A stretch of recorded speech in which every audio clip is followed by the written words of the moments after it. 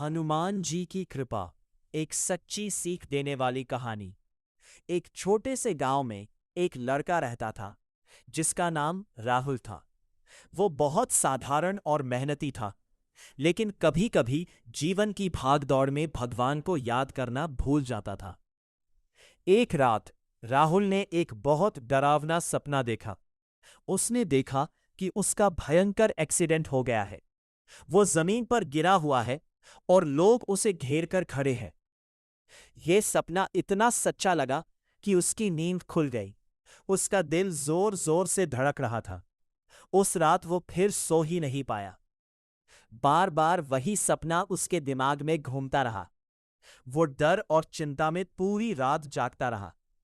सुबह होते ही राहुल ने सबसे पहले हाथ जोड़कर भगवान से प्रार्थना की, हे भगवान, अगर मुझसे कोई गलती हुई हो तो मुझे माफ कर दीजिए और मुझे सही रास्ता दिखाइए। फिर वह सीधा हनुमान मंदिर गया।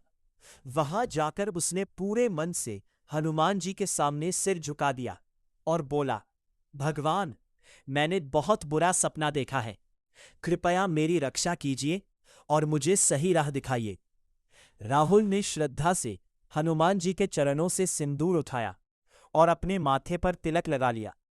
उसके दिल को एक अजीब सी शांति महसूस हुई, जैसे कोई उसके साथ है। उस दिन वह अपने काम पर जाने के लिए घर से निकला।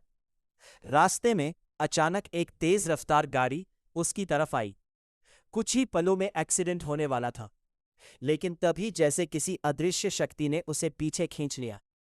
गाड़ी उसके बहुत पास से निकल गई और राहुल बाल बाल बच गया। वह घबरा गया, लेकिन अगले ही पल उसे अपने माथे का तिलक याद आया। उसकी आंखों में आंसू आ गए। उसे समझ आ गया कि यह कोई साधारण बात नहीं थी। उसने मन ही मन कहा, धन्यवाद प्रभु, आपने मेरी रक्षा की। उस दिन के बाद राहुल का विश्वास और भी मजबूत हो गया। वो रोज हनुमान जी की पूजा करने लगा और हमेशा सही रास्ते पर चलने लगा।